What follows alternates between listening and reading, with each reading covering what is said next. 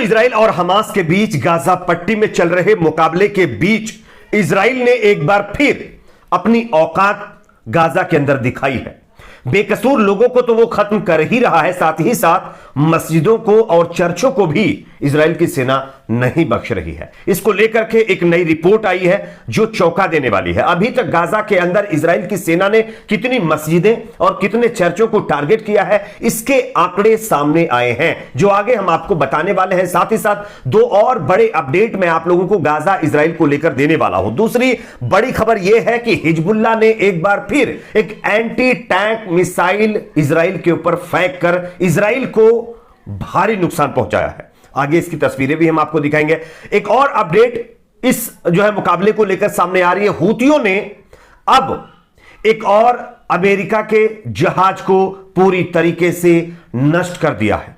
इसको लेकर के खुद CNN की एक रिपोर्ट ने इस पर खुलासा किया है जो आगे हम आपको दिखाएंगे। साथ ही साथ एक और बड़ी खबर आ रही है। फ्रेंच शिपिंग कंपनी CMA और CGM ने भी यह अनाउंसमेंट कर दिया है कि वो अब अपने जहाजों को लाल सागर में नहीं जाने देगा। लाल सागर से वो अपने जहाजों को गुजरने नहीं देगा। यानी हूतियों की कार्रवाई का असर हो रहा है और अब यानी फ्रांस ने यह फैसला लिया है। आगे हम आपको इसकी भी जानकारी देंगे। तीसरी जो बड़ी खबर वो यह है, पाकिस्तान और ईरान के बीच जो लगातार एक ऐसा लग रहा था कि नया मुकाबला शुरू हो सकता है, नया मोर्चा खुल सकता है, क्योंकि एक दूसरे पर दोनों कार्रवाई कर रहे थे, अटैक कर रहे थे। लेकिन अब खबर आ रही है कि पाकिस्तानी कैबिनेट ने यह डिसाइड किया है कि वो जो डिप्लोमेटिक जो उनके अपने रिश्ते ईरान के साथ हैं वो रिस्टोर करेंगे। यानी लगातार आपस में एक दूसरे के लिए डिप्लोमेटिक रिश्ते के लिए ये दोनों देश एग्री हो चुके हैं।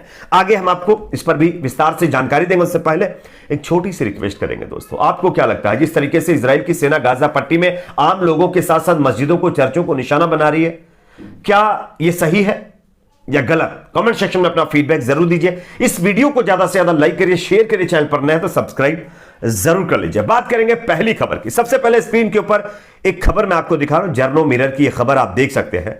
इजराइल की कार्रवाई में 31 दिसंबर से 2023 तक गाजा में कुल 71 यानी 71 मस्जिदों समेत 2 चर्चों को इजरायली सेना यानी यहूदी सेना ने नष्ट कर दिया है। अब सोचिए आप, इजराइल की सेना गाजा के अंदर लगातार मस्जिदों को टारगेट कर रही है और इसी कड़ी में 71 मस्जिदों को और इजराइल की सेना ने खत्म कर दिया, नष्ट कर दिया है। 2 चर्चों को भी यहां पर तबाह करने की खबर सामने आ रही है। इतना ही नहीं, मस्जिदें और चर्च तो टारगेट हो ही रहे हैं, लेकिन आम लोगों को लेकर के भी चौंकाने वाली रिपोर्ट सामने आ रही है। स्क्रीन पर देख सकते हैं यह खबर।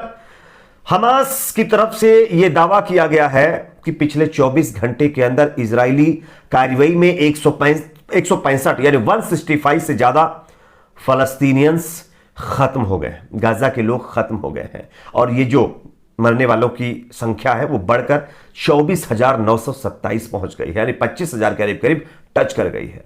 ये अपने आप में दर्शाता है कि हमास से बदला लेने की आड़ में इजराइल किस तरीके से गाजा में जेनोसाइड कर रहा है, आम लोगों को, मस्जिदों को, चर्चों को खत्म कर रहा है। और इससे यह भी समझ में आता है कि इजराइल का इसका इंटेंशन क्या है।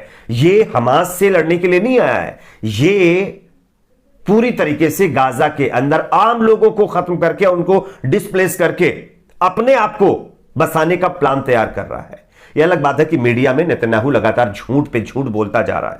अगली खबर की बात करेंगे जो कि सामने आ रही है दोस्तों। हिजबुल्लाह ने अब इसका बदला लेना शुरू कर दिया। जो गाजा में इजराइल कर रहा है उसका बदला हिजबुल्लाह ने लेना शुरू किया है। स्क्रीन पर ग्लोब आई न्यूज की यह खबर आप देखिए। Hezbollah fired an anti tank missile and a Burkan missile at Israel, यानी इजराइल के ऊपर हिजबुल्लाह ने एक और एंटी टैंक मिसाइल फेंक दी है, जिसके बाद बताया जा रहा है कि इजराइल के कई शहरों के अंदर जबरदस्त नुकसान की खबर सामने आ रही है। हालांकि आप जानते हैं कि अगर हिजबुल्लाह की तरफ से कार्रवाई की जाती है तो अगर 10 घरों को या इजरायली सेना के 3 से 4 बेस को, मिलिट्री बेस को नुकसान होता है तो इजराइल एक बताता है, क्योंकि इसके पीछे की एक वजह है।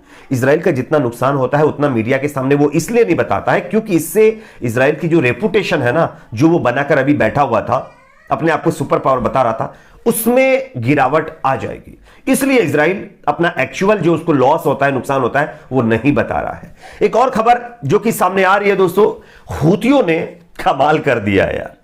चंद हुतियों ने अमेरिका समेत, इजराइल समेत उनके जितने चमचे देश थे ना, सबको सबक सिखाया है। किस तरीके से, ये खबर देखिए। CNN UK journalist, Yemen Houthi completely destroyed the Chem Ranger ship and it can not be maintained और रिटर्न टू वर्क। यानी कि हुतियों ने एक और जहाज को टारगेट किया है जो अमेरिका या इजराइल से ताल्लुक रखने वाला था।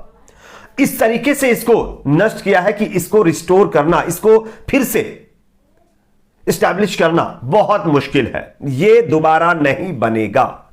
यह साफ तौर पर CNN की रिपोर्ट की तरफ, CNN की रिपोर्ट में यह खुलासा किया गया है। तो कहीं ना कहीं हुतियों को जो कम आंकने की कोशिश इजराइल और अमेरिका कर रहे थे ना, वो उनके लिए भारी पड़ती हुई दिखाई दे रही है।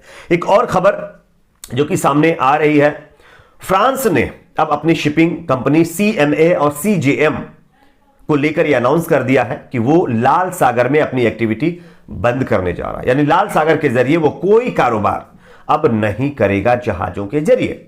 और यह हुतियों की कार्रवाई का असर ही है, क्योंकि हुतियों को अमेरिका इजराइल इस तरीके से डरा धमका रहे थे, कह रहे थे भाई तुमको तो हम एक झटके में इधर का उधर कर देंगे, तुमको हम निपटा देंगे, ऐसा कर देंगे, वैसा कर देंगे। लेकिन हुतियों ने कहा ठीक है भाई, आप अगर ऐसा करना चाहते तो आ जाइए फिर मैदान में, हम तैयार हैं इसके लिए, हम आपको सबक सिखाएंगे। और आप देख सकते हैं किस तरीके से France, Germany, Britain, UK, America, Israel या उनके जितने भी चमचे देश है ना, सब के सब लाल सागर में अपने जहाजों को भेजने से इनकार कर रहे हैं, जिसके चलते इजराइल पूरी तरीके से बौखला गया है और इजराइल की इकोनॉमी ध्वस्त होती जा रही है। वहां पर महंगाई बढ़ रही है, रोजमर्रा की चीजों की भारी कमी बताई जा रही है और इसका पूरा श्रेय हुतियों को जाता है। दोस्तों, एक और बड़ी खबर, ईरान और पाकिस्तान के बीच जिस तरीके से एक नई जंग शुरू होने के आसार नजर आ रहे थे, उसमें अब कमी आ सकती है।